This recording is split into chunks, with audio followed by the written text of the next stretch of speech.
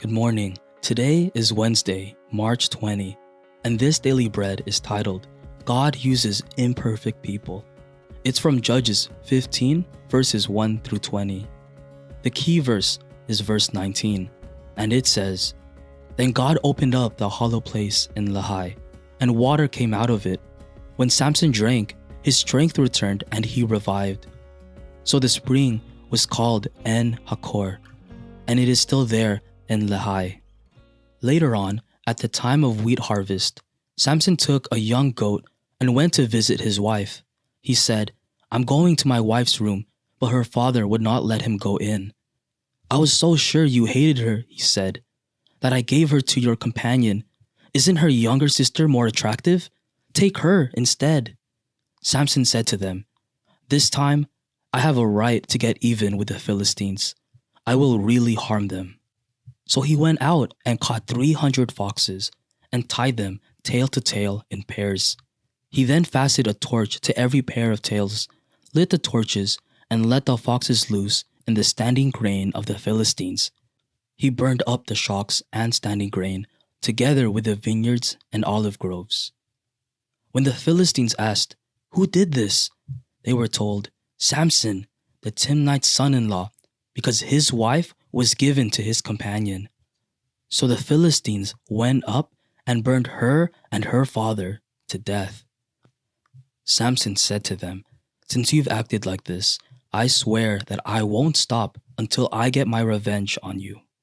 He attacked them viciously and slaughtered many of them. Then he went down and stayed in a cave in the rock of Etam. The Philistines went up and camped in Judah, spreading out near Lehi. The people of Judah asked, Why have you come to fight us? We have come to take Samson prisoner, they answered, to do to him as he did to us. Then 3,000 men from Judah went down to the cave in the rock of Etam and said to Samson, Don't you realize that the Philistines are rulers over us? What have you done to us? He answered, I merely did to them what they did to me. They said to him, We've come to tie you up and hand you over to the Philistines. Samson said, Swear to me that you won't kill me yourselves. Agreed, they answered. We will only tie you up and hand you over to them. We will not kill you. So they bound him with 2 new ropes and led him up from the rock. As he approached Lehi, the Philistines came toward him, shouting. The Spirit of the Lord came powerfully upon him. The ropes on his arms became like charred flax, and the bindings dropped from his hands. Finding a fresh jawbone of a donkey, he grabbed it and struck down 1,000 men. Then Samson said, With the donkey's jawbone, I have made donkeys of them. With the donkey's jawbone, I have killed 1,000 men. When he finished speaking, he threw away the jawbone, and the place was called Ramath Lehi. Because he was very thirsty, he cried out to the Lord, You have given your servant this great victory. Must I now die of thirst and fall into the hands of the uncircumcised? Then God opened up the hollow place in Lehi, and water came out of it. When Samson drank, his strength returned and he revived. So the spring was called En Hakor. It is still there in Lehi. Samson led Israel for 20 years in the days of the Philistines.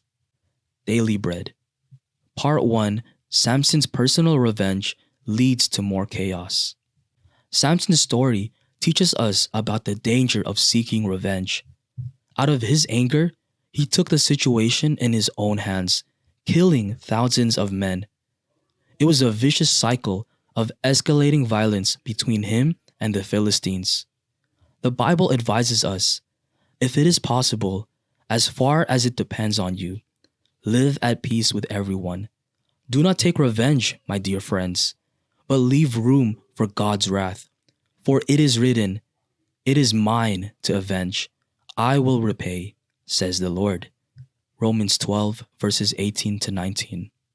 As God's people, we are called to strive for peace as much as possible, rather than retaliation. We are instructed not to take revenge, but leave it in God's hands. So, When we're mistreated, we should pray and respond wisely.